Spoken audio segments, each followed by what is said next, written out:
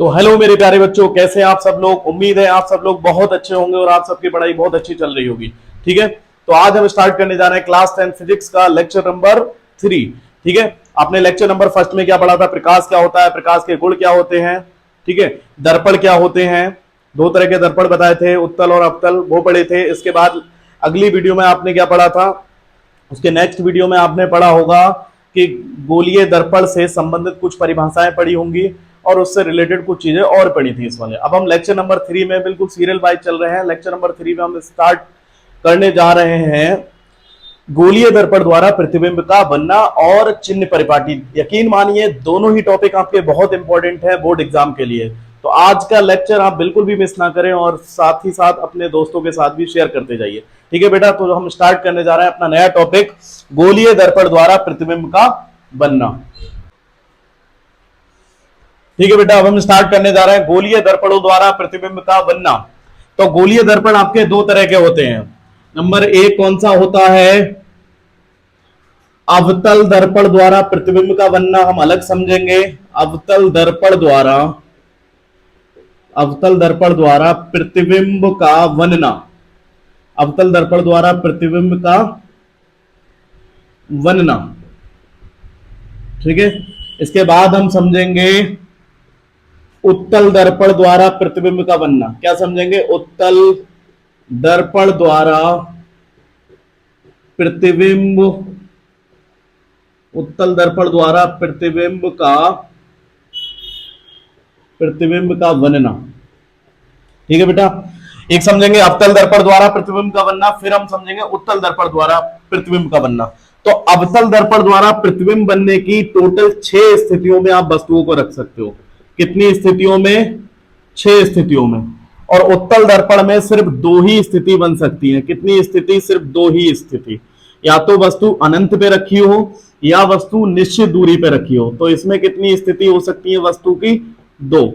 तो ध्यान से समझना है, रटने वाली इसमें कोई भी चीज नहीं है। बिल्कुल बेटा बहुत अच्छा समझ आएगा अगर आपने पूरा ध्यान यहां लगा दिया वीडियो में। ठीक है, तो यहां समझते हैं अब हम अवतल दर्पण द्वारा प्रतिबिंब का बनना। 2 तरह के आपके प्रतिबिंब बनेंगे भाई। गोलीय दर्पण 2 तरह के होते हैं, जैसे अवतल होता है, उत्तल होता है। ठीक, अब हम समझने जा रहे हैं अवतल दर्पण द्वारा प्रतिबिंब बनने की कितनी स्थितियां हो सकती हैं। ठीक है, तो ये मैंने बना दिया अवतल दर्पण, और ये परावर्तन होने के लिए हमें क्या जरूरी है भाई, पॉलिश करनी बहुत जरूरी है दर्पण पर। ये कर दी पॉलिश, और इसके बाद ये जो लाइन है किसको डिनोट कर रही है, मुख्य अक्ष को कर रही है। यहां पर होगा ध्रुव, यहां पर होगा फोकस, और यहां होगा वक्रता केंद्र। ठीक है, तो अब इसमें कितनी स्थितियां बन सकती है। देखो पहली स्थिति तो ये बन सकती है, हो सकता है वस्तु कहां रखी हो, वस्तु रखी हो अनंत पर। तो स्थिति नंबर 1 हो सकती है। हो सकता है वस्तु कहां रखी हो, वक्रता केंद्र और अनंत के बीच। तो स्थिति नंबर 2, मान लो ये ए और बी क्या है, वस्तु है। तो पहली स्थिति क्या है, वस्तु अनंत पर हो सकता है वस्तु अनंत और वक्रता केंद्र के बीच। तो स्थिति नंबर 2 हो सकती है। तीसरी स्थिति क्या हो सकती है, वस्तु कहां रखी हो, वस्तु रखी हो वक्रता केंद्र पर। कहां रखी हो बेटा, वक्रता केंद्र पर। चौथी स्थिति क्या हो सकती है, वस्तु कहां रखी हो, वक्रता केंद्र और फोकस के बीच, सी तथा एफ के बीच। ठीक है, अब इसके बाद क्या स्थिति हो सकती है, वस्तु कहां रखी हो सकता है वस्तु रखी हो फोकस पर। कहां रखी हो वस्तु, फोकस पर। तो ये वस्तु हमने मान लिए ए और बी, वस्तु की लंबाई क्या है, ए और बी, दोनों सिरों के नाम दे दिए ए और बी। ठीक है, तो नेक्स्ट कंडीशन में, पहली कंडीशन वस्तु कहां है, अनंत पर है। ध्यान से समझना बेटा, पहली कंडीशन में वस्तु रखी है अनंत पर। दूसरी कंडीशन में वस्तु कहां रखी, अनंत और वक्रता केंद्र के बीच, यानी कि अनंत तथा वक्रता केंद्र के बीच। वक्रता केंद्र को किससे लिखते हैं, सी से। फिर वस्तु कहां पर है, वक्रता केंद्र। फिर वस्तु कहां है, सी तथा एफ के बीच। अब वस्तु कहां होगी, अब वस्तु होगी एफ पर। कहां होगी, यानी कि फोकस पर। अब बताओ, हाँ ये 2 स्थिति हो गई। तो ये स्थिति नंबर 3, स्थिति नंबर 4, स्थिति नंबर 5, एंड लास्ट में वस्तु कहां होगी, फोकस और ध्रुव के बीच, यानी कि वस्तु यहां होगी एफ तथा पी के बीच। तो देयर इज टोटल 6 कंडीशन। यहां पर 6 स्थितियां संभव है। पहली बार में वस्तु कहां रखी हो, अनंत पर हो सकती है। मान लो यहां से ट्रेन चलना स्टार्ट हुई है, ठीक है, जो कहां पर है उस समय, अनंत पर है, उसका स्टेशन कहां है, अनंत पर। अनंत के बाद वो ट्रेन रास्ते में रुक गई, एक बार रास्ते में रुकेगी, एक बार स्टेशन पे। तो वो कहां है भाई, अनंत और वक्रता केंद्र के बीच है रास्ता, ठीक है। उसके बाद वक्रता केंद्र पर, फिर सी और एफ के बीच में रुक जाएगी वो ट्रेन, फिर एफ और पी के बीच में रुक जाएगी। यानी कि यहां पर इतनी स्थितियों में वस्तु आपकी रखी हो सकती है। ट्रेन का मतलब क्या है, वस्तु, ठीक है। तो इन जगहों पे रुकेगी। यहां पर टोटल 6 स्थितियां आपकी संभव है। अब हम उन स्थिति में स्थिति नंबर 1 करने जा रहे हैं, जब कहां रखी होगी वस्तु, अनंत पर होगी। वस्तु कहां होगी बेटा, वस्तु रखी होगी अनंत पर। तो भाई स्थिति नंबर 1 क्या होगी, यानी कि 1 हम लिख चुके हैं तो हम इसको ए मान लेते हैं। कहां होगी वस्तु, वस्तु रखी होगी अनंत पर, ठीक है। इसको इंग्लिश में कहते हैं एट इनफाइनाइट। तो देखो ये हमने बना दिया एक दर्पण, और इस दर्पण पे क्या कर दिया हमने, पॉलिश, ठीक है। ये बना दिया एक दर्पण, इस दर्पण पे कर दी है पॉलिश। अगर नहीं समझोगे तो इसमें ऐसा लगेगा तुम्हें डिजाइने बना रहा हूं सर, ठीक है। सर क्या बना रहे हैं, डिजाइन बना रहे हैं। तो ये डिजाइन नहीं है बेटा, अंडरस्टैंड करने वाली चीजें हैं, समझने वाली चीजें हैं। फिजिक्स को फिजिक्स के वे में समझेंगे। तो यहाँ पर क्या है, यहाँ पर होगा ध्रुव, यहाँ पर क्या होगा फोकस, और यहाँ पर होगा वक्रता केंद्र। वस्तु कहाँ रखी है बताओ बेटा, अनंत पर। तो ये हमने मान लिया अनंत है। तो वस्तु प्रकाशिक है, इसका एक सिरे का नाम ए दे दिया, एक सिरे का नाम बी। वस्तु से गया प्रकाश, जाके किससे टकरा गया, दर्पण। वस्तु के नीचे वाले सिरे से गया प्रकाश, किससे टकरा गया, दर्पण से। टकराने के बाद देखो ये प्रकाश कहाँ आएगा, नीचे की डायरेक्शन में। कहाँ चला जाएगा, नीचे की डायरेक्शन में। और ये प्रकाश कहाँ जाएगी, ये वाली किरण कहाँ जाएगी, ऊपर की डायरेक्शन में। दोनों किरणों ने एक दूसरे को कहां पर काटा, फोकस पर। तो स्थिति नंबर इसमें देखो अब हमें 3 चीजें देखनी होती है कि प्रतिबिंब बन कहां रहा है, कितना बड़ा बन रहा है, और प्रतिबिंब का नेचर क्या है, प्रकृति क्या है, उल्टा बन रहा है, सीधा बन रहा है, आभासी बन रहा है या वास्तविक बन रहा है। ये सब चीजें हम देखते हैं। तो सबसे पहली चीज आप ध्यान से समझेंगे, अगर प्रतिबिंब उल्टा बन रहा है तो वास्तविक तो होगा ही होगा बेटा। उल्टा के साथ क्या आएगा, वास्तविक। अगर प्रतिबिंब सीधा बन रहा है तो क्या आएगा, आभासी, ठीक है। आप इससे भी देख सकते हो, अगर वास्तविक है तो प्रतिबिंब उल्टा होगा, अगर आभासी है तो प्रतिबिंब कैसा होगा, सीधा होगा। अब हम यहां पर तीनों स्थितियों को देखते हैं। तो यहां से देखिए बेटा, अब यहां समझते हैं हम सबसे पहले कि वस्तु देखो यहां पर है, वस्तु का प्रतिबिंब कहां बन रहा है, फोकस पर। तो स्थिति नंबर पहली सिचुएशन में हम क्या लिखेंगे, हम लिखेंगे फोकस पर। कोई थ्योरी नहीं लिखनी, कुछ नहीं लिखनी, बस यही दिखाना है आपको। इसके बाद बताओ बेटा, प्रतिबिंब फोकस पर तो बन गया, वस्तु कितनी बड़ी है, इतनी बड़ी है। प्रतिबिंब हमारा ये बना है बिल्कुल छोटू सा बिंदु बराबर। तो ये हो जाएगा। बी में हम क्या लिखेंगे, वस्तु से, क्या लिखेंगे बेटा, वस्तु से बहुत छोटा। कैसा बन रहा है प्रतिबिंब, वस्तु से बहुत छोटा। सी में बताओ क्या लिखेंगे, सी में बताइए भाई, प्रतिबिंब आपका वस्तु से प्रकाश कैसे जा रहा है, ऐसे जा रहा है, ठीक है। अब ये प्रतिबिंब कैसे बन रहा है, अगर हम ध्रुव से देखें तो आपको अपोजिट आना पड़ेगा, उल्टी दिशा में आना पड़ेगा। तो इसका मतलब प्रतिबिंब कैसा बन रहा है, उल्टा बन रहा है।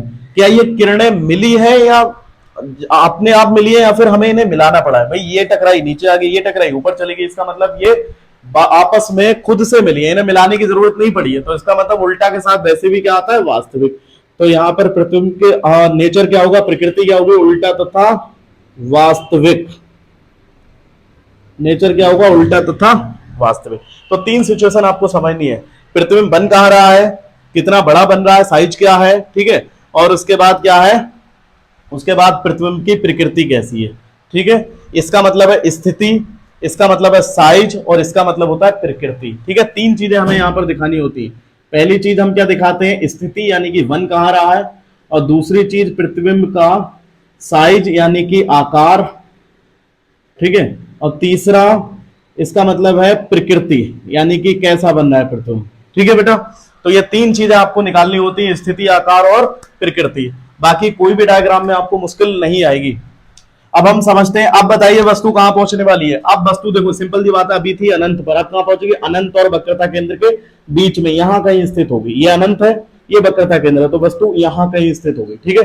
तो अब हम यहां पर हेडिंग थोड़ी सी चेंज कर लेते हैं और हम नया दर्पण बनाते हैं, ठीक है बेटा।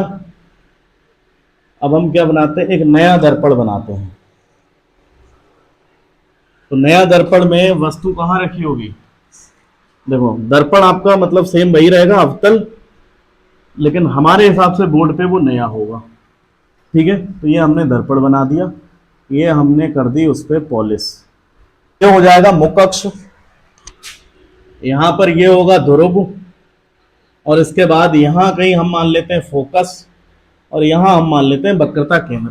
और मुख्य अक्ष को अपनी जरूरत के हिसाब से आप आगे या पीछे और बढ़ा सकते हो। अब वस्तु कहां रखी होगा, अनंत और वक्रता केंद्र के बीच। तो हमने मान लिया वस्तु कहां रख दी, वस्तु हमने रख दी अनंत और वक्रता केंद्र के बीच रख दी। अब यहां ध्यान से समझना बेटा, वस्तु से मुख्य अक्ष के समांतर जाने वाला प्रकाश दर्पण से परावर्तन के बाद कहां से गुजरता है, वो गुजरता है फोकस से। ठीक है बेटा, अब हम क्या कर रहे हैं, अगर हम वक्रता केंद्र से प्रकाश को गुजारें, कहां से गुजारे, वक्रता केंद्र से। देखो ये है वक्रता केंद्र, तो हमें थोड़ा सा भी सही करके बनाना पड़ेगा। ये दर्पण हम थोड़ा सा बड़ा कर लेते हैं, क्योंकि ये किरण आके यहीं टकराएगी, और वक्रता केंद्र को थोड़ा सा आगे शिफ्ट कर लेते हैं। अगर आप स्केल से बना रहे हैं माप पे, तो बिल्कुल दिक्कत नहीं आने वाली है आपको। ठीक है, अब हम कहां से गुजार रहे हैं प्रकाश किरण को, वक्रता केंद्र से। तो ऐसे करके जा रही है प्रकाश किरण ये, और जाने के बाद ये कैसे जाएगी, आते इससे टकरा गई, यानी कि दर्पण के इस वाले हिस्से से, नीचे वाले हिस्से से, इससे टकराने के बाद आपने क्या कंडीशन पढ़ी है, वक्रता केंद्र से होकर जाने वाला प्रकाश दर्पण से परावर्तन के बाद अपने ही मार्ग में वापस लौट आता है, यानी कि ये जैसे जाता है वैसे ही वापस आता है। तो इसका मतलब दोनों किरणों ने कहां पर काटा एक दूसरे को, दोनों किरणों ने इस बिंदु पर काटा। और ये वाला बिंदु अगर मैं मुख्य अक्ष से मिलाने की कोशिश करूं, तो मुख्य अक्ष से ये कुछ इस तरह से मिलता हुआ प्रतीत हो रहा है। ठीक है, तो इसका मतलब अगर ये हमने मान ली वस्तु क्या है, ए और बी है। ठीक है, वस्तु ए और बी है, तो प्रतिबिंब नीचे की तरफ बन रहा है, तो उल्टा का मतलब ये वाला हिस्सा कहां पहुंच जाएगा, नीचे आ जाएगा, और यहां पर ये हो जाएगा आपका, सॉरी ये वाला हिस्सा आपका यहां हो जाएगा, और ए वाला हिस्सा कहां पहुंच जाएगा, नीचे। तो इसको हम बी डैश मान लेते हैं, इसको ए डैश मान लेते हैं। ठीक है, अब यहां पर आपको क्या लिखना है, देखो बेटा सबसे पहली चीज कि प्रतिबिंब की स्थिति क्या है। तो ए में हम क्या लिखेंगे, प्रतिबिंब बन कहां रहा है बताइए, सी और एफ के बीच में नहीं लग रहा है कुछ कुछ ये, तो हम लिखेंगे वक्रता केंद्र, क्या लिखेंगे, वक्रता केंद्र, वक्रता केंद्र तथा फोकस के बीच, क्या लिखेंगे, वक्रता केंद्र तथा फोकस के बीच। बी में बताइए बेटा क्या लिखेंगे, वस्तु देखो आपको इतनी बड़ी दिख रही है, प्रतिबिंब आपको इतना छोटा दिख रहा है, तो भाई बहुत छोटा तो नहीं है लेकिन वस्तु से छोटा है, तो क्या लिखेंगे, यहां लिखेंगे हम वस्तु से छोटा, यानी कि आकार क्या है प्रतिबिंब का, वस्तु से छोटा। बताइए भाई सी में क्या लिखेंगे, प्रतिबिंब देखो यहां ध्यान से समझ लो, प्रकाश की किरण ऐसे जा रही है और आपको अपोजिट आना पड़ेगा, तो इसका मतलब प्रतिबिंब कैसा है, उल्टा है। क्या इन किरणों को मिलाना पड़ा है या खुद से मिली है, भाई ये खुद से ही मिली है, ये आके इधर मिल गई और ये आके ऐसे नीचे की तरफ मिल गई, तो इसका मतलब उल्टा तथा वास्तविक, उल्टा तथा वास्तविक। ठीक है बेटा, अब यहां ध्यान से समझना है आपको, प्रतिबिंब बन कहां रहा है, यानी ये हो गई स्थिति। स्थिति क्या है भाई, बिटवीन सी एंड एफ, वक्रता केंद्र और फोकस के बीच, वस्तु से छोटा, भाई जाहिर सी बात है प्रतिबिंब बड़ा है, सॉरी वस्तु बड़ी है, प्रतिबिंब आपका छोटा है, तो वस्तु से छोटा। और उल्टा व वास्तविक आपको कैसे पता लगा, प्रकाश किरण ऐसे जा रही है, आपको प्रतिबिंब के लिए अपोजिट आना पड़ेगा, तो इसका मतलब उल्टा।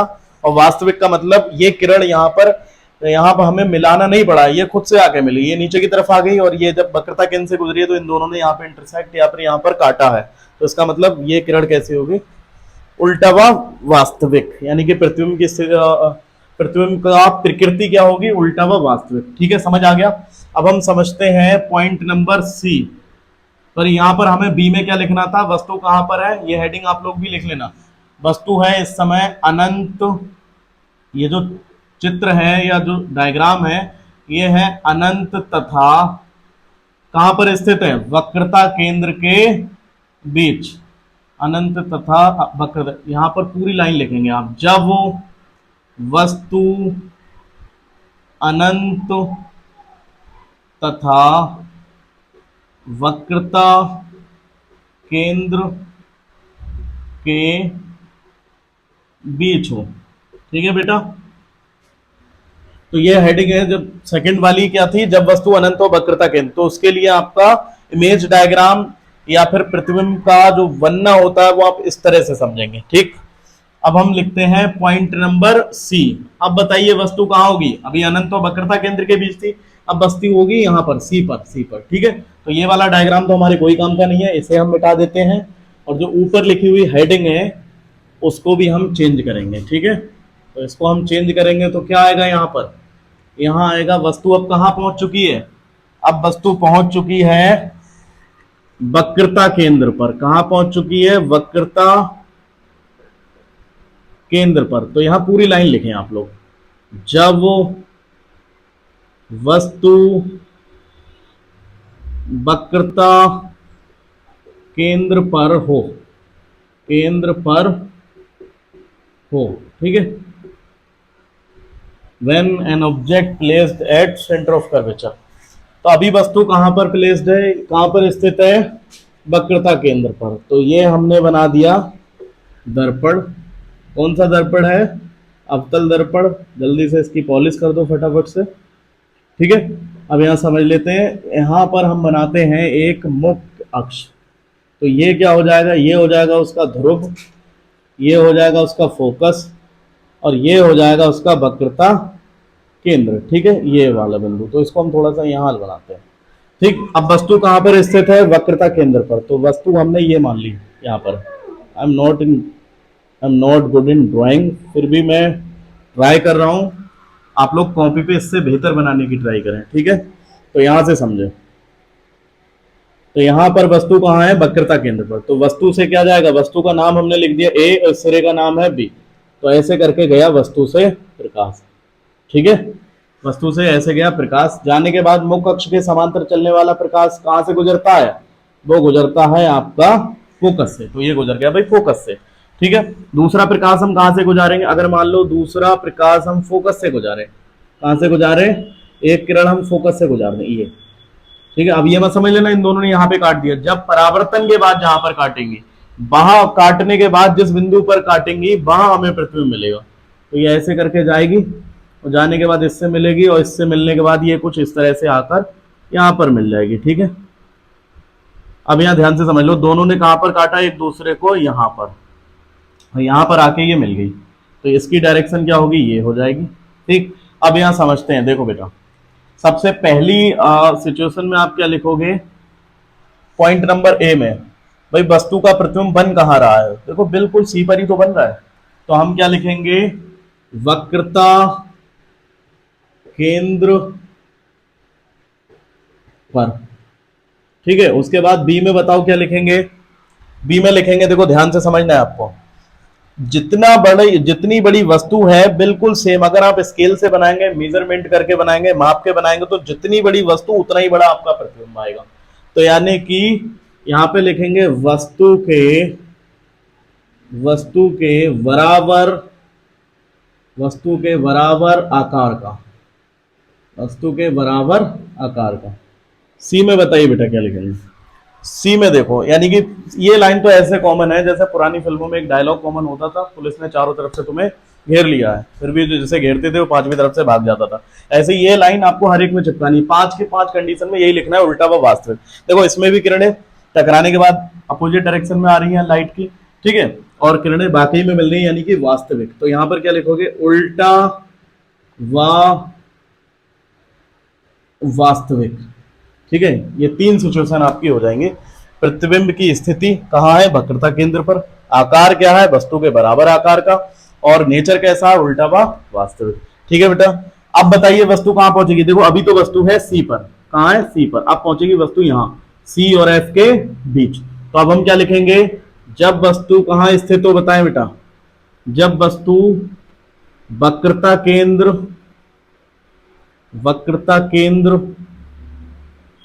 तथा फोकस, पूरा लिख देते हैं फोकस, या एफ लिखना चाहो तो एफ भी लिख सकते हो, फोकस के बीच हो। अभी वस्तु कहां पर स्थित है, वक्रता केंद्र और फोकस के बीच। ठीक है बेटा, अब ये वाला डायग्राम तो हमारे कोई काम का ना है, होप्स आप लोग समझ गए होंगे ये कैसे बना है। ठीक है, तो अब हम इनको भी मिटा देते हैं, नेक्स्ट आप समझते हैं वस्तु कहां पर पहुंच चुकी है बेटा। वस्तु अब पहुंच चुकी है सी और एफ के बीच में, यानी कि वक्रता केंद्र और फोकस के बीच में। तो ये हमने बना दिया कौन सा दर्पण, अवतल दर्पण। ठीक है, तो ये मैंने कर दी यहाँ पर पॉलिश। ध्यान से समझ लेंगे तो आपको एक भी डायग्राम रटने की कोई जरूरत नहीं पड़ने वाली है। और ये क्या हो जाएगी, मुख्य अक्ष, यहाँ पर ये हो जाएगा पोल यानी कि ध्रुव, ये फोकस और ये वक्रता केंद्र। अभी वस्तु कहाँ थी, वक्रता केंद्र, अब कहाँ पहुंचेगी, वक्रता केंद्र और फोकस के बीच में। तो ये हमने मान लिया यहाँ पे रखी है वस्तु। ठीक है, कहाँ रखी है वस्तु, मिड में बना देते हैं, बिल्कुल बीच में। तो ये हो जाएगा ए और ये हो जाएगा बी, ये रखी है वस्तु। ठीक है, अब यहाँ ध्यान से समझ लो, मुख्य अक्ष के समांतर गई प्रकाश की किरण, टकराई, टकराने के बाद कहाँ से गुजरेगी, नहीं गुजर पाई, निशाना गलत हो गया भाई।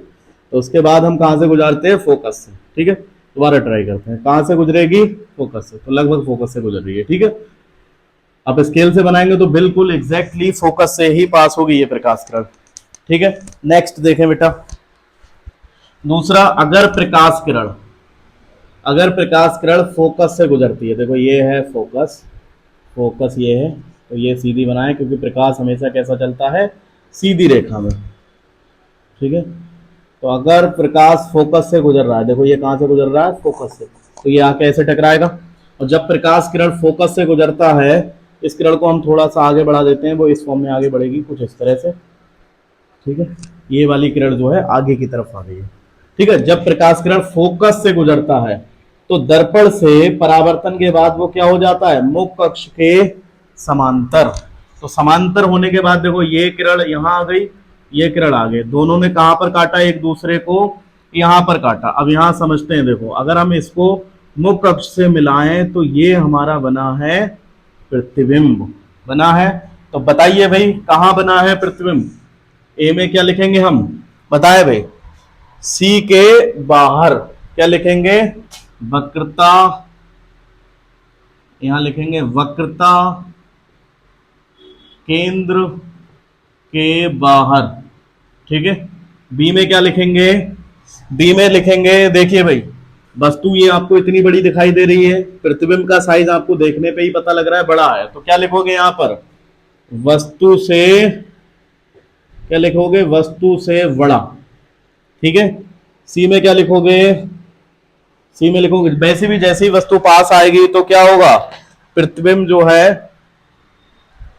प्रतिबिंब का साइज बड़ा होता जाएगा। सी में वही सेम लाइन घिसी पिटी, उल्टा व वास्तविक, समझाने की जरूरत नहीं है, समझ चुके होंगे आप लोग, उल्टा व वास्तविक। ठीक है बेटा, उल्टा व वास्तविक। तो ये हमारी तीन, यानी कि ये स्थिति हो गई, ये आकार हो गया और ये नेचर हो गया, यानी कि उसकी प्रकृति हो गई। ठीक है, अब यहाँ अब वस्तु कहां पहुंचेगी, देखिए बेटा अभी थी वस्तु सी और एफ के बीच में, अब वस्तु कहां आगे बढ़ेगी, आगे बढ़ के पहुंच जाएगी फोकस पर। तो अब हम पहुंचाते हैं वस्तु को फोकस पर फटाफट।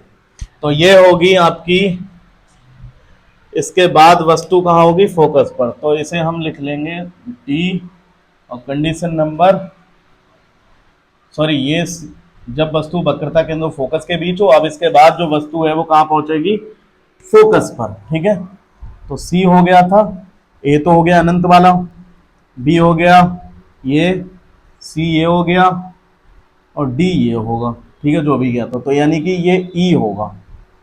ठीक है, अगर आप नंबर के हिसाब से चल रहे हैं तो आप नंबर भी यहाँ पे लिख सकते हैं। वस्तु कहां पर है, अब फोकस पर है, तो यहां पर क्या लिख दोगे, जब वस्तु, मेन हेडिंग क्या होगी हमारी, जब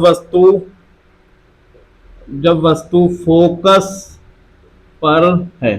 ठीक है बेटा, when an object at place focus, तो अब फोकस पर है वस्तु। देखिए भाई क्या होता है फोकस। तो ये हमने बना दिया कौन सा दर्पण, अवतल दर्पण, हमने बना दिया एक अवतल दर्पण। तो अभी ये कंप्लीट नहीं है जब तक हम इस पर पॉलिश नहीं करेंगे, जब तक पॉलिश नहीं करेंगे तो ये दर्पण वाले गुण को भी शो नहीं करेगा। ठीक है, क्योंकि परावर्तन हो ही नहीं पाएगा।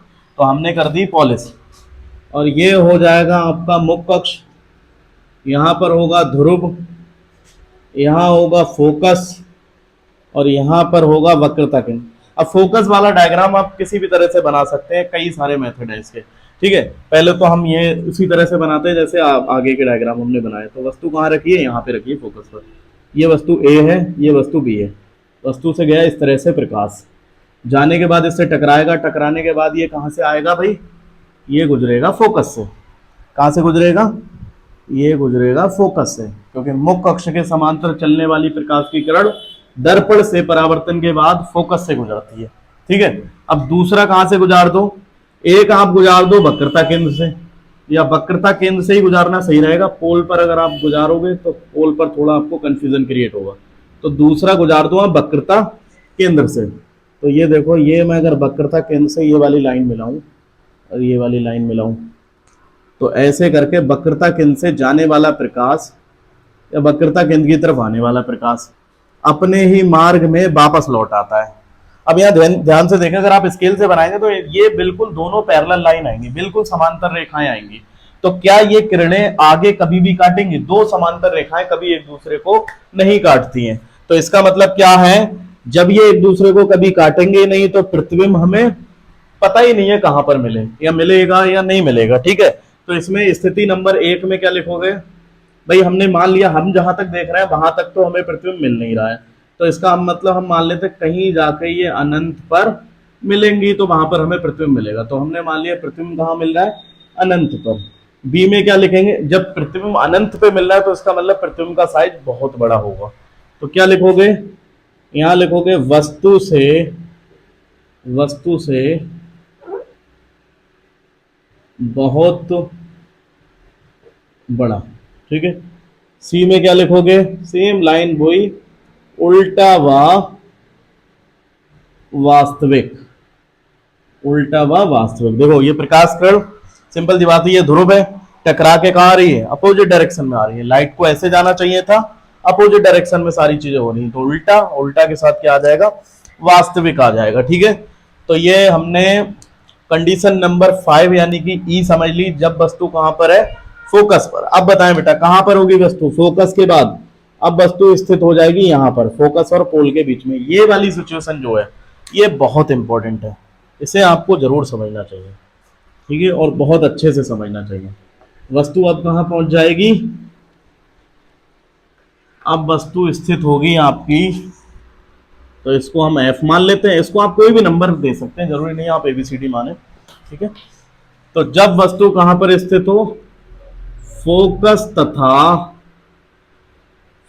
तथा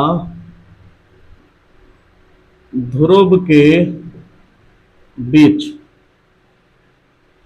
फोकस तथा ध्रुव के बीच। ठीक, तो ये हमने बना दिया एक दर्पण, और ये दर्पण कौन सा दर्पण है, ये है अवतल दर्पण। ये कर दी हमने उस पर पॉलिश, और ये हो जाएगी मुख्य अक्ष, यहाँ पर हो जाएगा ध्रुव, यहाँ पर वक्रता केंद्र, यहाँ पर हो जाएगा फोकस। तो अब देखिए बेटा, अब वस्तु है यहाँ पर स्थित, कहाँ स्थित है, यहाँ पर। इस वस्तु का नाम क्या है, ए और बी। ठीक है, अब वस्तु से गया प्रकाश कैसे जा रहा है, ये जा रहा है मुख्य अक्ष के समांतर, मुख्य अक्ष के समांतर। मुख्य अक्ष के समांतर प्रकाश किरण कहाँ से गुजरता है, फोकस से गुजरती है। ठीक है, तो ये हमने फोकस से गुजरता हुआ दिखा दिया। नेक्स्ट अब समझते हैं, देखो दूसरी सिचुएशन में हम इसको कहां से गुजारते हैं, वक्रता केंद्र से। तो अगर मैं इसको वक्रता केंद्र से गुजारूं तो देखो ये किरण मैं कहां मिलाऊंगा, वक्रता, सॉरी नहीं मिली, दोबारा ट्राई करते हैं। इसे हम मिलाएंगे कहां से, वक्रता केंद्र से। तो ये वाली किरण को अगर मैं आगे मिलाऊं और ये वाली किरण को मैं यहां मिलाऊं, ध्यान से देखना, तो वक्रता केंद्र वाली तो अपने रास्ते जाएगी, अपने रास्ते पर वापस आएगी। क्या ये किरण अगर मैं और आगे मिलाऊं तो ये ऐसे जाएगी, ये वाली ऐसे जाएगी, आगे जितना इनको ले जाओगे ये किरण आगे फैलती चली जाएंगी। लेकिन अगर मैं पीछे की तरफ मिलाने की कोशिश करूं तो ये देखो, ये पीछे की तरफ कुछ इस तरह से मिलती हुई नजर आ रही है, मतलब ऐसे जाती हुई नजर आ रही है, डैश डैश करके देखो आप। और अगर मैं इसको बिल्कुल सीधा खींचूं तो ये जाकर यहां मिल जाएगी। तो दोनों किरणें एक दूसरे को इस बिंदु पर मिलती हुई प्रतीत हो रही हैं, यहां पर मिल नहीं रही है। अगर एक्चुअल में मिलती तो वो इसी तरफ मिलती है। एक्चुअल में तब मिलती है जब किरणें कैसी हो, जब अपने आप से मिले तो प्रतिबिंब आपका उल्टा बनेगा। अब यहां पर ये किरणें आपको आभासी मिलती हुई दिखा रही हैं, यानी कि हमने आभास किया, इसको पीछे मिलाया तो ये यहाँ पर इसको पीछे की तरफ ले गए तो ये यहाँ दोनों एक दूसरे को काट रही है। तो इसका मतलब हमारा जो प्रतिबिंब का साइज है वो इतना बड़ा बना। अगर ये ए बी वस्तु है तो ये प्रतिबिंब ए डैश और बी डैश हो जाएगा। ठीक है, अब देखो यहाँ पर भी 3 सिचुएशन आपको समझनी है। पहली बार में आपको क्या लिखना है, प्रतिबिंब बन कहाँ रहा है, ये है दर्पण। दर्पण के सामने का भाग ये होता है, दर्पण के पीछे का भाग वो होता है जिस पर पॉलिश करी जाती है। तो दर्पण के पीछे क्या लिखोगे, दर्पण के लिखोगे, दर्पण के पीछे। बी में क्या लिखोगे, बी में लिखोगे आप, देखो अब यहां पर वो लाइन मत चिपका देना उल्टा व वास्तविक। ध्यान से देखो, ये किरणें क्या वास्तव में मिली थी, नहीं, हमने इनको जबरदस्ती मिलाया था। ये तो नहीं मिल रही थी, ये तो भाई आगे जाके फैलती चली, लेकिन हमने मान लिया कि प्रकाश सीधी रेखा में चलता है तो हमने इनको पीछे आभासी मिलाने की कोशिश करी, तो यहाँ पर बी डैश पे जाके मिली है। तो इसका मतलब ये किरण कैसी होंगी, ये किरणें होंगी आभासी। आभासी के साथ क्या होता है, सीधा, क्योंकि प्रकाश किरण भी इसी डायरेक्शन में जा रही है और प्रतिबिंब भी इसी दिशा में, तो क्या हो जाएगा, सीधा। सीधा व आभासी, और आभासी के साथ हमेशा क्या आता है, सीधा। सीधा व आभासी। बताएं भाई सी में क्या आएगा, सॉरी ये सीधा व आभासी हम सी नंबर पे लिख देंगे। ठीक है, सीधा व आभासी। नेक्स्ट बताएं बी में क्या लिखेंगे। देखो ये है वस्तु, और वस्तु से जो बनने वाला प्रतिबिंब है वो उसका साइज आपको बड़ा दिख रहा है। ये वस्तु है, ये प्रतिबिंब है, तो कौन बड़ा है, प्रतिबिंब। तो क्या, तो बेटा अब हम समझने जा रहे हैं उत्तल दर्पण द्वारा प्रतिबिंब का बनना। ठीक है, अभी तक हमने समझी थी 6 स्थितियों में अवतल दर्पण द्वारा प्रतिबिंब कैसे कैसे बनता है। अब हम 2 स्थितियों में जो उत्तल दर्पण की हैं उनसे प्रतिबिंब कैसे बनता है वो समझेंगे। तो ये मैंने बना दिया उत्तल दर्पण। इसमें देखो 2 स्थिति हैं, या तो वस्तु कहाँ रखी हो या वस्तु रखी हो। नंबर ए में हम लिख लेते हैं उत्तल दर्पण द्वारा प्रतिबिंब के बनने में, नंबर ए में लिख लेते हैं जब वस्तु अनंत पर हो, अनंत पर हो। 2 ही स्थितियां संभव, मैं भी बता दूंगा क्यों होंगी संभव, समझ लो। ये हमने बना दिया कौन सा दर्पण, सॉरी ये हमने बना दिया उत्तल दर्पण। तो ये हमने कर दी पॉलिश। ठीक है, पॉलिश करने के बाद देखो क्या होता है, पॉलिश करने के बाद ये हो जाएगी मुख्य अक्ष और ये हो जाएगा पोल। अब इसका जो वक्रता केंद्र होगा वो कहाँ होगा, वो होगा आपका यहां मान लेते हैं हम। ठीक है, इसका जो वक्रता केंद्र, और फोकस कहाँ होगा, वक्रता केंद्र और ध्रुव के बीच। तो इसमें देखो इसलिए 2 स्थितियां संभव है। इसमें यहां पर आपको एक तरह से रेफरेंस पॉइंट पता थे, जैसे आपको सी पता था, एफ पता था, पी पता था अवतल दर्पण में, वो यहाँ इस साइड है नहीं। और वस्तु हमेशा आपकी एलएचएस में ही होगी, लेफ्ट हैंड साइड में। ठीक है, और प्रकाश कहाँ चलेगा, एलएचएस से आरएचएस। पूरी लाइट पढ़ लोगे, प्रकाश हमेशा एलएचएस टू आरएचएस चलेगा, लेफ्ट हैंड साइड से राइट हैंड साइड की तरफ चलेगा। तो यहाँ पर और तो कुछ हमें पता नहीं है, तो हम मान लेते हैं पहली बार में वस्तु कहाँ रखी है, अनंत पे रखी है। तो ये वस्तु हो जाएगी ए और बी। अब अनंत पे रखी है तो वस्तु से ऐसे करके जाएगा प्रकाश, ये गया प्रकाश। ठीक है, इससे टकरा गया, टकराने के बाद ये, और ये गया प्रकाश, तो ये ऐसे आ जाएगा। ठीक है, अब यहाँ ये सिंपल सी बात ऐसे समझ लीजिए, उत्तल दर्पण है, अगर मान लो ये सिचुएशन हो, यहाँ कोई चीज टकराएगी तो कहाँ जाएगी, ऊपर की डायरेक्शन में। तो सेम यहाँ पर भी क्या आपको देखने को मिलेगा, ये जब प्रकाश किरण इससे टकराएगी तो ये कहाँ चली जाएगी, ऊपर की डायरेक्शन में। ये किरण कहाँ चली जाएगी, नीचे की डायरेक्शन में। ठीक है, ये दिशा दिखा दी मैंने। अगर मैं इसको वर्चुअली मिलाने की कोशिश करूं तो ये कैसी मिलती हुई प्रतीत हो रही है, ऐसी, यानी कि फोकस पर। इसको मैं वर्चुअली मिलाने की कोशिश करूं तो ये कहाँ मिलती हुई प्रतीत हो रही है, ये भी आपकी फोकस पर मिलती हुई प्रतीत हो रही है। समझ आ रही है बात बेटा। तो यानी कि जब 2 प्रकाश किरणें परावर्तन के बाद, दर्पण से परावर्तन के बाद जिस बिंदु पर मिलती है वहीं पर हमें क्या मिलता है, प्रतिबिंब मिलता है। तो प्रतिबिंब हमें कहाँ मिल गया, प्रतिबिंब जब वस्तु अनंत पर होगी तो प्रतिबिंब कहाँ मिलेगा, उत्तल दर्पण के लिए फोकस पर। कहाँ मिलेगा, फोकस पर। बी में बताइए क्या होगा, वस्तु आपकी बहुत बड़ी है, प्रतिबिंब इतना बड़ा बना है, बिंदु बराबर, बहुत छोटू सा। तो इसका मतलब क्या होगा, वस्तु से क्या होगा, वस्तु से बहुत छोटा।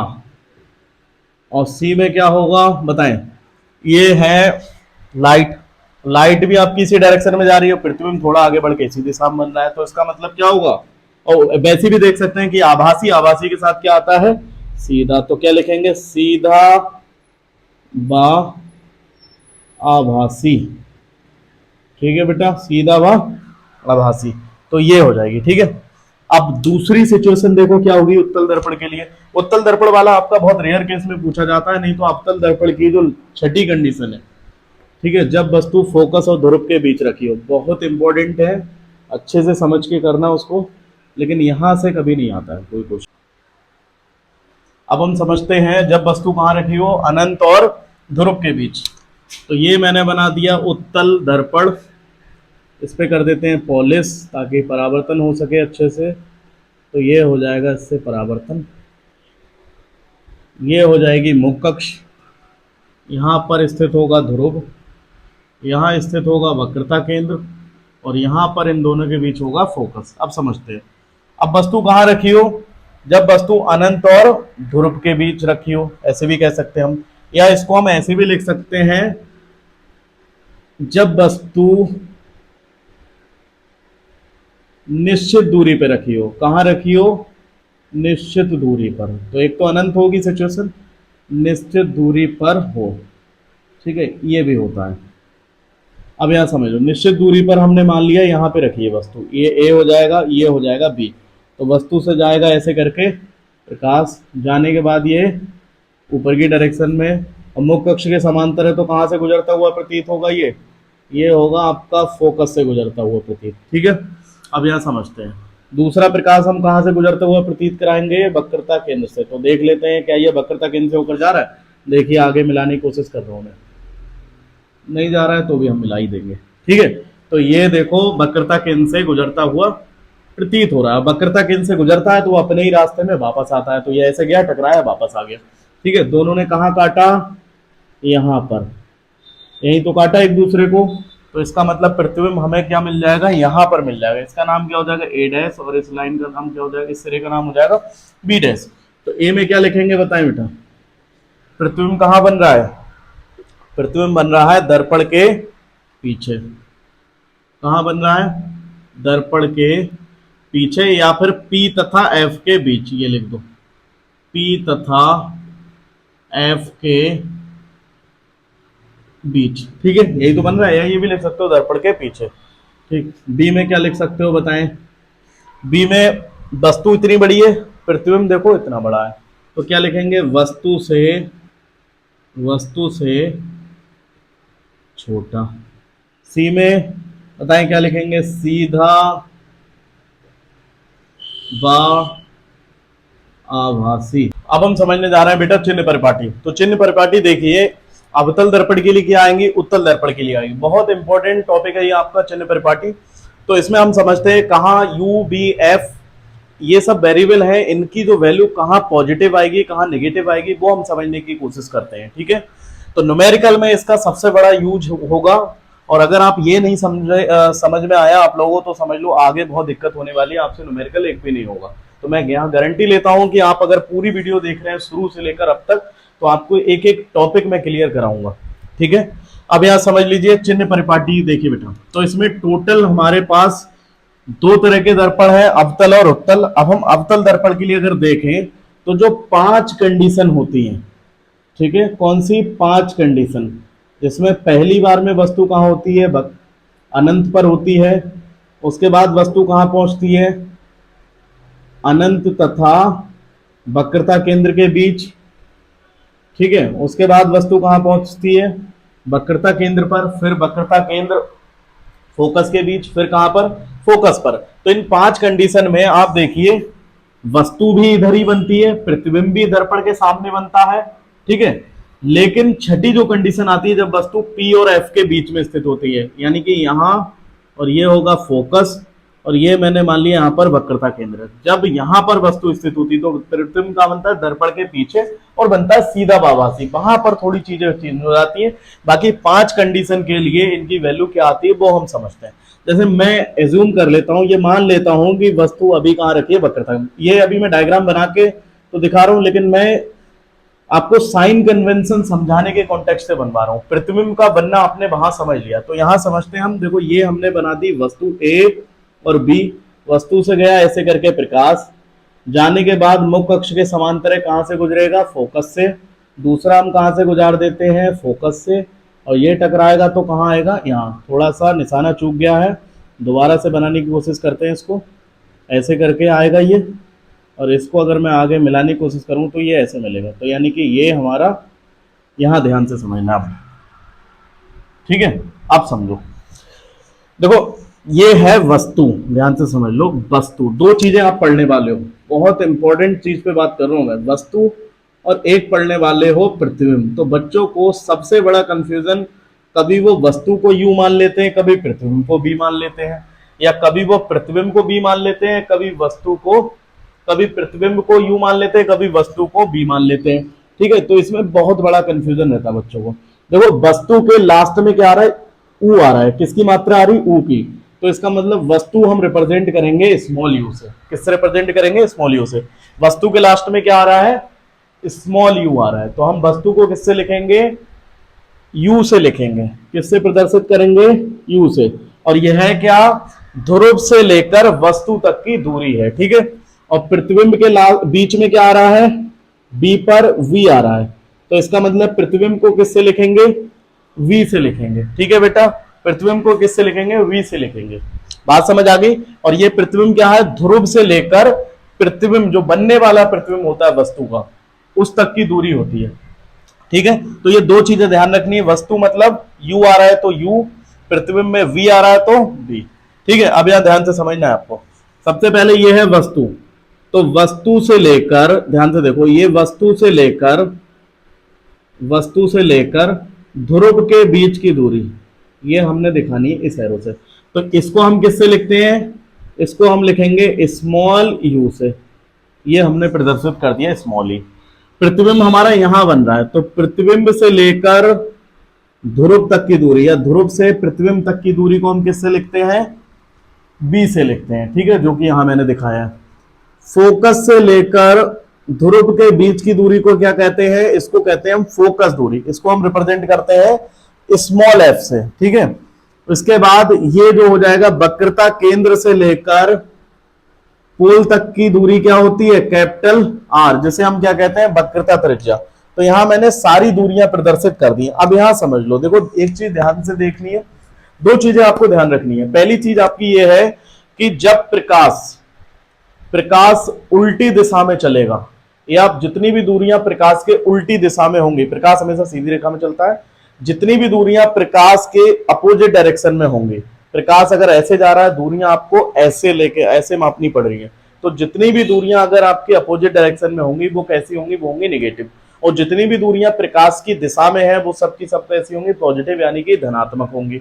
और जितनी भी दूरियां हैं वो सभी के सभी आपको कहां से मापनी है? वो मापनी है पोल से, ठीक है? तो बस ये ध्यान रखना है, एक दूरियां कहां से मापनी है? दूरियां मापनी है ध्रुव से। दूरियां आपको मापनी है किससे? ध्रुव से। दूरियां मापनी है ध्रुव से, ठीक है? और क्या ध्यान रखना है आपको? ये ध्यान रखना है, प्रकाश की अगर दिशा में है, प्रकाश की दिशा, अगर प्रकाश की दिशा में कुछ है तो वो सभी के सभी क्या होगा? पॉजिटिव, यानी कि कैसा होगा? धनात्मक चिन्ह होंगे वो सब। प्रकाश के उल्टी दिशा में, प्रकाश की उल्टी दिशा, अगर उल्टी दिशा में जितनी भी दूरियां हैं वो कैसी होंगी? उल्टी दिशा। प्रकाश के उल्टी दिशा में जितनी भी दूरियां हैं वो सभी के सभी क्या होंगी? निगेटिव होंगी, ठीक है? अब यह समझते हैं। देखो बेटा, प्रकाश कैसे जा रहा है? ऐसे जा रहा है। हमें कहां से मापना है? सारी दूरियां कहां से मापनी है? ध्रुव से मापनी है। कहां से मापनी है? ध्रुव से। तो देखो ये है u, अगर मैं u को देखूं तो u कैसा होगा? निगेटिव, क्योंकि देखो प्रकाश ऐसे जा रहा है, आपको ध्रुव से आना पड़ेगा अपोजिट डायरेक्शन में, तो इसका मतलब u कैसा होगा? निगेटिव होगा। किसमें? अवतल दर्पण में। b देखो बेटा, यहां से b के लिए आपको p से अपोजिट डायरेक्शन में आना पड़ेगा, तो b कैसा होगा? निगेटिव होगा। f देखो, f कैसा होगा? एफ देखो, एफ भी आपको पी से कहाँ आना पड़ेगा, अपोजिट डायरेक्शन में। लाइट ऐसे जा रही है, प्रकाश कैसे जा रहा है, ऐसे जा रहा है, तो इसका मतलब एफ कैसा होगा, निगेटिव। आर बताइए, आर कैसा होगा, आर भी आपका निगेटिव होगा। तो अवतल दर्पण में जो 5 स्थितियां बनेंगी उनमें आपका यू, बी, एफ और आर सभी के सभी वैल्यूज क्या होंगी, वो होंगी निगेटिव। अब बात करते हैं कि एक जो छठी कंडीशन है, जब वस्तु कहां स्थित होती है, जब वस्तु एफ और पी के बीच स्थित होती है, तब क्या आता है निकल के। देखिए ये 5 कंडीशन में तो आपकी सिचुएशन सेम रहने वाली है। अगर मैं छठी कंडीशन की बात करूं तो इसमें भी आपका देखो, ये मैंने बना दिया अवतल दर्पण, ये पॉलिश कर दी, और यहां होगा ध्रुव, ये वक्रता केंद्र, यहाँ होगा फोकस। अब यहां से देखो वस्तु कहां पर है, यहां पर है, तो वस्तु से ऐसे करके जाएगा प्रकाश, और वो कहां से गुजरेगा, वो गुजरेगा आपका फोकस से, ठीक है, एकदम सीधी लाइन हो गई। उसके बाद देखो वस्तु से एक प्रकाश किरण कहां, वक्रता केंद्र से गुजरती हुई दिखाएंगे हम ऐसे करके। तो ये देखो, ये प्रकाश किरण वक्रता केंद्र से, तो ये आगे तो फैलती हुई चली जा रही है, पीछे की तरफ अगर मैं मिलाने की कोशिश करूं तो ये ऐसे ऐसे ऐसे करके जाएगी, और ये भी कैसे जाएगी, ऐसे ऐसे करके जाएगी। तो ये दोनों कहाँ मिल गई, यहाँ पे मिल गई, तो यहाँ मिल गई, इसका मतलब प्रतिबिंब हमें यहाँ पर मिल गया। अब यहाँ ध्यान ध्यान से समझना आपको, ध्रुव से लेकर प्रतिबिंब के बीच की दूरी को क्या कहते हैं, बी कहते हैं, अभी जस्ट बताया। ध्रुव से लेकर प्रतिबिंब वस्तु की बीच की दूरी क्या होती है, स्मॉल यू। ध्रुव से लेकर फोकस के बीच की दूरी को क्या कहते हैं, फोकस दूरी। ध्रुव से लेकर वक्रता केंद्र के बीच की दूरी को क्या कहते हैं, वक्रता त्रिज्या, जिसे हम आर से डिनोट करते हैं। अब देखो इसके लिए समझो, जितनी भी दूरियां हैं अगर प्रकाश की दिशा में, तो दिशा हमेशा कैसी होगी, लेफ्ट हैंड साइड से राइट हैंड साइड की तरफ। तो यू के लिए आपको कैसा आना पड़ेगा, अपोजिट आना पड़ेगा। तो अपोजिट आने का मतलब यू कैसा हो जाएगा, आपका निगेटिव हो जाएगा, ठीक है। पी से देखो आपको एफ की तरफ आने के लिए भी कैसा आना पड़ेगा, अपोजिट। तो सॉरी, बी के लिए देखते हैं, एफ हम बाद में देखते हैं। सबसे पहले पी से अगर आपको प्रतिबिंब देखना है तो आपको कैसे जाना पड़ेगा, प्रकाश की दिशा में। तो प्रकाश की दिशा में जब हम चल रहे हैं तो बी कैसा होगा इस सिचुएशन के लिए, प्लस का, क्योंकि प्रकाश भी इधर ही जा रहा है, और आपको बी के लिए भी इधर ही आना पड़ेगा, क्योंकि प्रतिबिंब आपका इधर ही बन रहा है। तो ये हो जाएगा बी। अब एफ के लिए आपको कैसा आना पड़ेगा, अपोजिट। तो ये कैसा हो जाएगा, ये हो जाएगा माइनस का। आर के लिए कैसा आना पड़ेगा, अपोजिट आना पड़ेगा, ये भी माइनस का होगा। अब आप एक चीज नोटिस करें, यहाँ पर यू यहाँ पर भी माइनस का आया था, बाकी 5 कंडीशन में यहाँ पर भी आया।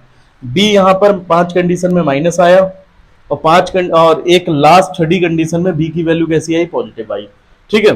एफ यहाँ भी माइनस है, यहाँ भी माइनस है, आर यहाँ भी माइनस है, यहाँ भी माइनस है। इसका मतलब हम कह सकते हैं अवतल दर्पण में बी का मान प्लस माइनस दोनों हो सकते हैं, अगर प्रतिबिंब उल्टा तथा वास्तविक होगा। ध्यान से समझ लो, अवतल दर्पण में अगर प्रतिबिंब का मान उल्टा व वास्तविक होगा, उल्टा व वास्तविक होगा, तो बी कैसा होगा, बी होगा आपका निगेटिव, तो बी कैसा होगा आपका माइनस का होगा, ठीक है। अगर प्रतिबिंब सीधा व आभासी बनता है तो वी कैसा होगा, सीधा व आभासी, तो प्रतिबिंब कैसा होगा आपका, होगा पॉजिटिव। बात समझ आ गई। तो बस 2 स्थितियां, अगर प्रतिबिंब उल्टा व वास्तविक हो तो बी आप कैसा लेंगे, निगेटिव लेंगे, और सीधा व आभासी के लिए बी की वैल्यू कैसी लेंगे, पॉजिटिव लेंगे, ठीक है बेटा। नेक्स्ट अब हम चलते हैं उत्तल दर्पण के लिए। तो अवतल दर्पण से क्या कंक्लूजन निकला है वो हम देखें यहाँ पर, ठीक है। अब ये इसकी कोई जरूरत नहीं है, इसको हम इरेज कर देते हैं। तो अवतल दर्पण में आपका देखो u माइनस का है, b प्लस माइनस दोनों हो सकते हैं, f आपका कैसा होगा प्लस, और f आपका कैसा होगा माइनस, और r कैसा होगा माइनस, यानी कि सिर्फ b प्लस का हो सकता है, बाकी सबके सब क्या होंगे, निगेटिव होंगे। अब देखिए हम समझते हैं उत्तल दर्पण के लिए। उत्तल दर्पण, अब देखिए यहाँ पे, तो ये बना दिया मैंने उत्तल दर्पण। तो इसमें 2 ही पॉसिबिलिटीज हैं, ठीक है। तो एक बना लेते हैं, क्योंकि सिचुएशन दोनों के लिए क्या है, सेम ही है। तो ये हम मुख्य अक्ष है ये, और यहाँ पर क्या होगा, ध्रुव, और ये हो जाएगा वक्रता केंद्र, ये हो जाएगा फोकस। तो मैंने मान लिया वस्तु कहाँ रखी है, निश्चित दूरी पे रखी है, वो निश्चित दूरी ये है, ठीक है। यानी कि ध्रुव से लेकर वस्तु की दूरी क्या हो जाएगी, स्मॉल यू, और वस्तु ए और बी दोनों सिरों के नाम, ठीक, ये आ जाएगा। अब इसके बाद देखिए ध्यान से, इसका मतलब क्या है, ये प्रकाश किरण ऊपर की डायरेक्शन में चली जाएगी। अगर मैं इसको वर्चुअली मिलाने की कोशिश करूं तो ये कहाँ से गुजरेगी, फोकस से, और दूसरा मैं वक्रता केंद्र से निकलते हुए दिखा दे रहा हूं, तो ये ऐसे करके जाएगी, ऐसे ही करके वापस आएगी, और इसको मैं आगे की तरफ मिलाने की कोशिश करूं तो ये कहाँ पर मिलेगी, वक्रता केंद्र पर, ठीक है। दोनों ने कहाँ पर काटा, यहाँ पर काटा, तो प्रतिबिंब हमें कहाँ मिल जाएगा, यहाँ पर। तो ध्रुव से लेकर यहाँ तक की जो डिस्टेंस होगी वो क्या होगी, स्मॉल बी। ध्रुव से लेकर यहाँ तक की जो डिस्टेंस होगी स्मॉल एफ होगी। ध्रुव से लेकर वक्रता केंद्र की जो बीच की दूरी की होगी वो क्या होगी, कैपिटल आर होगी। अब यहाँ समझते हैं बेटा, देखिए आपको अगर लाइट की डायरेक्शन ये है, ठीक है, ऐसे, और ध्रुव से कैसा आना पड़ेगा, अगर वस्तु को देखना है तो अपोजिट आना पड़ेगा, तो यू कैसा होगा, इसमें माइनस होगा। बी देखो, प्रकाश भी इधर जा रहा है, प्रतिबिंब भी इधर बन रहा है, तो बी कैसा होगा, प्लस। एफ बताइए कैसा होगा, एफ भी उसी दिशा में है तो एफ भी प्लस होगा। आर किस दिशा में, उसी दिशा में है तो आर भी आपका प्लस होगा। तो यानी कि उत्तल दर्पण के लिए यू को छोड़कर बी, एफ और आर सबकी वैल्यू क्या होती है, पॉजिटिव। तो अगर अब साइन कन्वेंशन से आपका क्या कंक्लूजन निकला, हाँ एक चीज और बची है आपकी, देखिए ध्यान से समझ लीजिए, इसी में समझ लीजिए, ये जो वस्तु की लंबाई है, ध्यान से समझ लीजिए, एक तरह से ये अक्ष होता है, ठीक है, जो यहाँ पर ये मुख्य अक्ष है। तो यहाँ पर अगर मैं मान लूं ये जो दर्पण है, ठीक है, जैसे मान लो यहाँ पर ये अक्ष है और ये हो जाएगा आपका दर्पण, ठीक है, चाहे वो उत्तल हो या अवतल हो। अगर वस्तु हमेशा कैसी होगी, मुख्य अक्ष के ऊपर होगी, तो मुख्य अक्ष के ऊपर की जितनी भी दूरियां होती हैं वो कैसी होती हैं, वो होती हैं धनात्मक। तो जो वस्तु की लंबाई है, ध्यान से समझ लो, वस्तु की लंबाई है वो कैसी होगी, वस्तु की लंबाई वो होगी धनात्मक। कैसी होगी, वो होगी धनात्मक, हमेशा धनात्मक होगी, ठीक है। अब प्रतिबिंब की लंबाई समझो बेटा क्या होता है, ये कॉन्सेप्ट भी बहुत अच्छा है, प्रतिबिंब की लंबाई। अब प्रतिबिंब की लंबाई समझो, प्रतिबिंब आपका देखो, अभी आपने 5 कंडीशन में अवतल दर्पण में प्रतिबिंब नीचे बनता हुआ देखा होगा, तो यानी कि मुख्य अक्ष के ऊपर जितनी भी लंबाइयां वो कैसी होंगी, धनात्मक। मुख्य अक्ष के नीचे की जितनी भी लंबाइयां होंगी वो कैसी होंगी, ऋणात्मक। और यहां पर आप देखिए, ये मुख्य अक्ष के ऊपर वाला हिस्सा है, ये जो प्रतिबिंब बन रहा है ये भी मुख्य अक्ष के ऊपर वाला हिस्सा है। तो यानी कि यहाँ पर प्रतिबिंब की लंबाई और वस्तु की लंबाई दोनों ही कैसे ली जाएंगे, धनात्मक। अगर नीचे बनता तो वो कैसे लेते आप, ऋणात्मक। अब देखते हैं हम दोनों से क्या कंक्लूजन निकल के आया फाइनली। देखिए बेटा, तो यहां पर मैं लिख रहा हूं अवतल दर्पण, और यहां पे लिख रहा हूं मैं उत्तल दर्पण। अवतल दर्पण और उत्तल दर्पण, देखिए अवतल दर्पण में u माइनस, उत्तल दर्पण में u minus, u is always negative, चाहे आपका अवतल दर्पण हो या उत्तल दर्पण हो। b बताएं कैसा होगा, b आपका इसमें देखो प्लस भी हो सकता है, माइनस। 5 कंडीशन में माइनस, एक छठी कंडीशन b का मान प्लस आता है, इसमें b हमेशा क्या होगा, धनात्मक होगा, ठीक है। f बताएं, इसमें ऋणात्मक निकल के आया था, इसमें f कैसा आया था, धनात्मक। r बताएं, इसमें नेगेटिव आया था, और r इसमें कैसा आया था, पॉजिटिव आया था। एक चीज और समझ लिए नोट में, दोबारा से समझ लीजिए, उल्टा व अगर प्रतिबिंब क्या हो, उल्टा व वास्तविक, कैसा हो, उल्टा व वास्तविक, तो b का जो मान होगा, तो b का जो मान होगा वो कैसा होगा, उल्टा वास्तविक के लिए वो होगा आपका ऋणात्मक, ठीक है। सीधा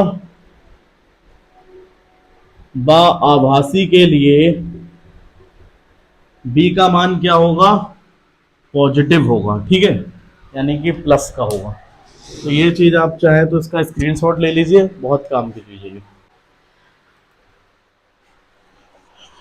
देखिए बेटा, अब हम फर्स्ट न्यूमेरिकल जो लेने जा रहे हैं वो है ये हमारा, अवतल दर्पण से 20 सेंटीमीटर दूर रखी वस्तु का वास्तविक प्रतिबिंब 30 सेंटीमीटर दूर बनता है, दर्पण की फोकस दूरी ज्ञात कीजिए, ठीक है। तो ये काफी अच्छा क्वेश्चन है, अब यहाँ ध्यान से समझते हैं। सबसे पहले क्वेश्चन को करने का प्रोसीजर ये होता है, जो भी क्वेश्चन में दिया है वो आप लिख लेंगे। गिवन का मतलब क्या है, दिया है, तो जो दिया है वो लिख लेंगे। क्या दिया है बताएं, अवतल दर्पण से 20 सेंटीमीटर दूर रखी वस्तु, यानी कि वस्तु रखी है, तो वस्तु को किससे लिखते हैं, स्मॉल यू से, और ये आ जाएगा 20 सेंटीमीटर, ठीक है, का वास्तविक प्रतिबिंब। जब वास्तविक प्रतिबिंब है तो एक चीज क्लियर हो गई, अगर बी दे रखा है तो आपका कैसा होगा, माइनस होगा, अगर आभासी होता तो बी कैसा होता, प्लस का। वास्तविक प्रतिबिंब 30 सेंटीमीटर दूर बनता है, तो बी कैसा होगा आपका, -30 सेंटीमीटर, ठीक। अब यहां दर्पण की फोकस दूरी निकालनी है, यानी कि F इज इक्वल टू क्या आ जाएगा, क्वेश्चन मार्क। तो लगाओ यहां दर्पण का सूत्र क्या होता है, दर्पण के सूत्र से, दर्पण का सूत्र, सूत्र से देखिए बेटा, दर्पण का ये सूत्र होता है 1/f is equal to 1/b plus 1/u। अब जहां भी आप दर्पण सॉल्व करेंगे या दर्पण से रिलेटेड क्वेश्चन करेंगे, वहां पर ये फॉर्मूला लगेगा, ठीक है। जहां जहां f क्या होता है, f होती है फोकस दूरी, क्या होती है, फोकस दूरी होती है। v क्या होता है, b होता है प्रतिबिंब, ध्रुव से प्रतिबिंब की दूरी, क्या लिखेंगे, ध्रुव से प्रतिबिंब की दूरी। उसके बाद u क्या है, ध्रुव से वस्तु की दूरी, ठीक है, वस्तु की दूरी, ये ध्यान रखेंगे आप, इतना पोर्शन। फॉर्मूला क्या होगा आपका, 1/f is equal to 1/b plus 1/u, जहां f क्या फोकस दूरी है, b है ध्रुव से प्रतिबिंब की दूरी, u क्या है ध्रुव से वस्तु की दूरी। तो दर्पण का सूत्र लगाएं यहाँ पे, क्या होता है formula, 1/f is equal to 1/v plus 1/u। तो 1/f कितना आएगा, ये ऐसे ही रहेगा।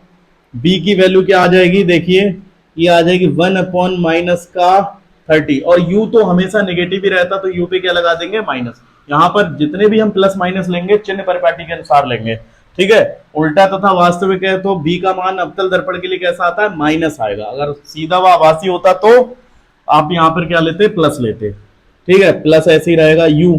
तो u की वैल्यू कितनी है, -20, तो -20। अब हम क्या लगा लेंगे, ब्रैकेट, क्योंकि यहाँ पर क्या है, माइनस, ठीक है। अब यहां से थोड़ा सा और सॉल्व करो, 1/f इज इक्वल टू 1/-30, और प्लस माइनस क्या हो जाएगा, -1/20, ठीक है। तो ये भी माइनस आ गया। तो एक काम करें, यहां पर जो माइनस दोनों जगह आ रहा है तो हम माइनस ले लेते हैं कॉमन, तो 1/ कितना हो जाएगा, 30, और अंदर वाले सारे चिन्ह कैसे हो जाएंगे, प्लस के हो जाएंगे अब, ठीक है। अब देखो इधर सॉल्व कर देता हूं मैं, देखिए बेटा इधर सबसे पहले यहां पर आ जाएगा आपका 1/f is equal to, minus ऐसे ही रहेगा, 30 और 20 का जो एलसीएम आएगा वो कितना आएगा, वो आ जाएगा 60, ठीक है। अब 60 एलसीएम आएगा तो क्या होगा, जिन लोगों को अगर एलसीएम समझ नहीं आता तो जो एलसीएम आया है उसकी यहां पर क्या कर दो, मल्टीप्लाई कर दो चुपके से, ठीक है। ये 30 दूनी कितने होते हैं, 60, और 2 एकम 2, तो ये आ जाएगा 2 यहां से। अब इसको हटा दो, ठीक है, जिनके पास होम साइंस है उनके लिए ट्रिक है। और 20 से 20 सॉरी 20 से यहाँ पर क्या आएगा, 60 आएगा, सॉरी यहाँ पर क्या आएगा, 20 से 60 को काटोगे तो क्या आएगा, 20 3 60, तो प्लस, और 3 एकम 3, तो यहाँ पर क्या आ जाएगा, 3, ठीक है। अब इसको यहाँ से हटा दो, ठीक, ये हमारा एलसीएम कंप्लीट हो गया। तो 1/f is equal to, minus ऐसे रहेगा, 3 2 5, और बटे में क्या आ जाएगा, 60, और 5 वारम होते हैं 60। तो अगर मैं यहां से 1/f लिख रहा हूं तो ये आ जाएगा -1/12, ठीक है, इतना आ जाएगा।